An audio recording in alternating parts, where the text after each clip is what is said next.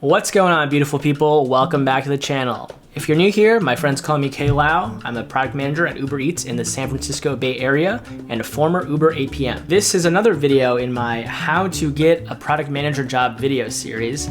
This time, we're talking about recruiter phone screens. Maximum effort. We are also joined today by my friend, Mr. Pimple. Say hi, Mr. Pimple. This is what happens when you don't drink enough water, don't get enough sleep, and just generally spend too much time stressing about your work, coronavirus, quarantine, and where your life is going. Yeah. So in my last video, I went over a lot of pro tips for how to get more interviews with your resume. And I'll talk about how you can critique your own resume, your impact metrics. You have to explain why those things they did are important. These people on the internet thought I said some pretty insightful things, so you should check it out if you haven't already. I'll leave a link in the description below. If you followed my tips, the next thing that's gonna happen is recruiters are gonna start sending you emails and LinkedIn DMs. And the first thing they're gonna ask for is to hop on a quick phone call, maybe 10 to 20 minutes, to discuss the role and get to know you a little more. This is the recruiter phone screen, and typically the first part of any interview process. Specifically, I'll do a walkthrough of a typical phone screen, go through each of the questions and how I answer them to ensure that I move on to the actual interview round 99% of the time. And lastly, how I avoid all the hidden traps that recruiters might throw at you during the phone screen. Let's get into it. So generally at the start of a recruiter phone screen, you'll probably open with maybe like a minute or so of just pleasantries like, hello, like how was your day? Tell me about your weekend. The first real question they're gonna ask you is something along the lines of, tell me about yourself, your journey, what brought you here, something like that. This is your cue to now give your elevator pitch. You wanna convince them that you're excited and tell them that you have relevant experience. And so you can either do it in timeline format, so you just walk through your story in chronological order, or if you don't have super relevant experience, what I recommend is actually framing it with respect to the job, listing out all the different requirements that you think the job has, and then talking to each of those different components, highlighting your relevant experiences is a good way to do it too. Another common question is why this company in particular, or what do you know about this company? There's different ways to ask it. The goal is the same, is to just assess whether or not you've done your homework. Like one easy way to see if you're genuinely interested or excited is if you know about the company. How much do you know about the space? How much do you know about the recent news? These are all basic things that you should invest time into researching prior to this call. Like literally it takes 5 to 10 minutes. Go to their website, Google them for a hot second, read 2 to 3 articles, and you should be prepared for this. A pro tip here for really selling your interest is tying what the company does to your personal interests. For example, if you were interviewing at Netflix, you could talk about your passion for movies, film culture, how much time you spend watching Netflix, things like that. The more you can describe your interest in the company in a more personal, relatable way, the easier it's gonna be. Another question they might ask you is why this job? This question is particularly relevant if you're doing some type of role switch. Say you're trying to switch into product management from software engineering or data science or something else. They might ask you why you're trying to make that transition. Again, they're trying to find out if it's actually worth interviewing you. Why are you applying to this job right now? Are you just applying on a whim? Don't worry, I'll do my very best to get this job that I so crave. How much do you actually want this job? Your answer to all of these types of questions is you're looking for the next step up in your career, just said in different ways. It doesn't matter if it's really because you hate your boss or there's a bad work culture or you don't get paid enough. You would have to admit our lives would be easier if our bosses weren't alive. What you need to say is you're looking to progress and move forward and grow. It's never a good idea to speak poorly about a former employer, because what if this new company hires you and you just go on and say bad things about them? Also, everyone likes the idea of progress. If you frame it as my company currently sucks, I'm looking for an alternative, that feels way worse than my company is great, but I think you guys are even better, and now I'm looking for that next step up. So here are some sample answers. Say they ask you why this job. You can say that you're looking for more scope of ownership, more leadership opportunities, or this company is super interesting, and list out some examples of why they are. If you're doing a role switch, say from data science or software engineering to product management, then you'll want to talk about how you're interested in learning a new domain. Maybe you have some stories about you met some product managers in the past and they told you about the role, you got very excited, and upon digging in further, or people recommended that you might be a good fit for the job, and now you're looking into it a little more.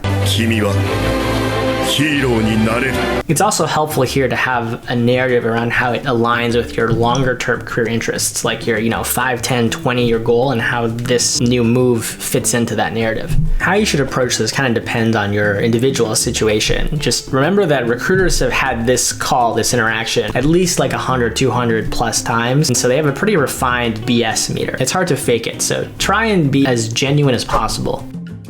Another question they might ask you is why now? Or are you looking for a new company, a new job right now? Usually this is them trying to suss out what your situation is. Are you currently employed and being opportunistic, or are you currently unemployed and are desperate for employment? If we put our negotiation caps on, casually looking for the next step up in your career while still happily employed is by far the strongest answer. After these basic open-ended questions, the recruiter will then usually tell you a bit more about the role and the company. As they tell you these things, take notes. Like everything the recruiter tells you, just write it down. It'll definitely be useful as reference material later on in the interview process. Sometimes it helps even in the current phone screen as you ask more questions, because literally after this section, usually the recruiter will open up the floor and ask you if you have any questions for them. This is now your turn to get some strategic information about the role and the company to help set up your negotiating position down the road. Some things you want to learn about are like, why does this job opening exist in the first place? Is there urgency behind it? Is it because someone was laid off recently? Is it because someone left the company? Is it because the company is expanding rapidly and there's this new team and they need to like fill headcount very quickly? All of these things will start to give you bits and pieces of context about what exactly they're looking for and why. Some of these things you don't want to ask directly, but you'll be able to suss them out if you start asking high-level questions like they were just doing to you. See what they have to say. A good place to start is, why does this job opening exist? Why are you hiring for this job now? How long has this job been open for? How does this role fit into the broader organization? What does the team structure look like? Who will you be reporting into? How does this org that this role belongs to fit into the overall company's structure and hierarchy? Sometimes recruiters will have more information, sometimes they won't. Sometimes they're a little more tight-lipped and sometimes they're a little more open in giving you context. It's never a bad thing to ask more questions. If anything, it shows that you're very engaged and interested in the role, so don't be shy.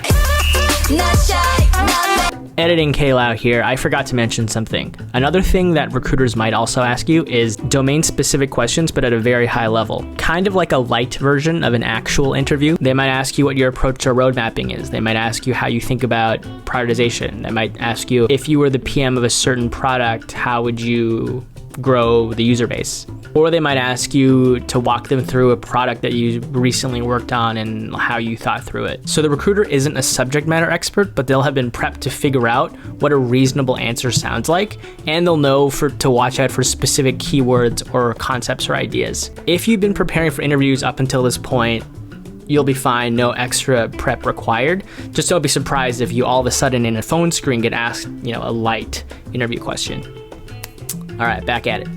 And that brings us to the last part of the phone screen, which is what I like to call it the curveball section. All the niceties, we've been through that now, and now it's all the cut and dry parts of the process.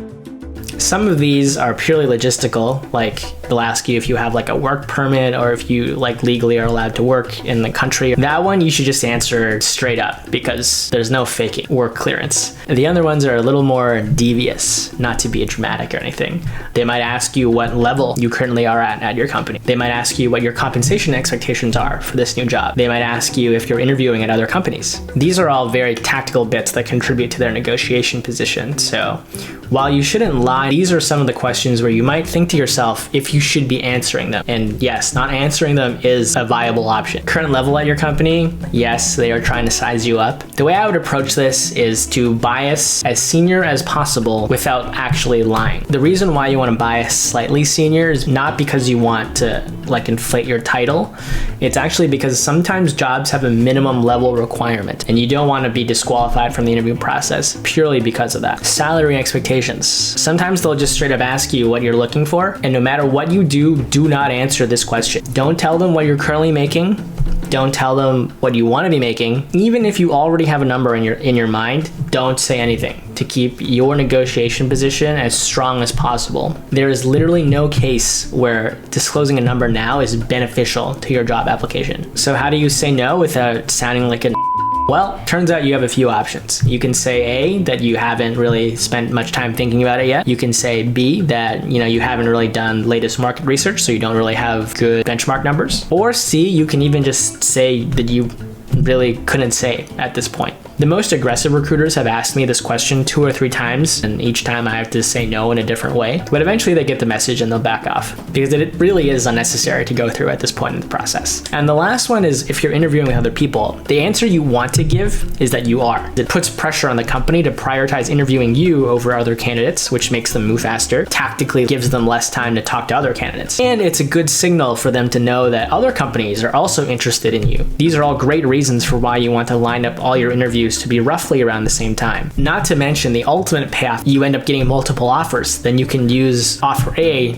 as leverage against offer B and vice versa when you're negotiating at the end. From here, some recruiters might even push you on giving specific names of companies. I generally don't like to do this because, again, the less they know, the better. All they need to know is that you're in demand, you're talking to other people, and that's kind of it. If the recruiter is pushy on this, I'll give some generic answers on the number of companies, for example, and I'll say things like, I'm interviewing at 4 companies and 2 of them are large publicly traded tech companies. It is okay to tell the recruiter that you just don't want to say it right now. And then from there, it's all logistical information. The recruiter will probably walk you through, what the rest of the interview process looks like, how many phone interviews they do, if there's a take-home assignment or not, everyone's favorite, the take-home assignment, how the on-site interview process will work, and then they usually will just say, we'll follow up over email or something if there's interest. And yeah, that's it. Congrats, you've made it through the phone screen unscathed, hopefully not having disclosed too much unnecessary information, but yet also still enough to get them very excited about you as a candidate. If you followed all the tips I just laid out and prepared in all the ways that I just described, the phone screen should be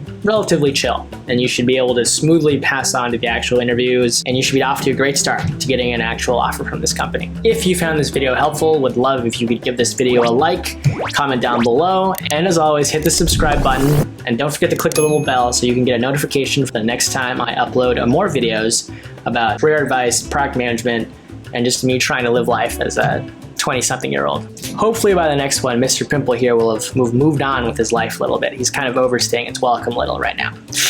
But yeah, have a great day. Thanks for stopping by, and I will catch you in the next one.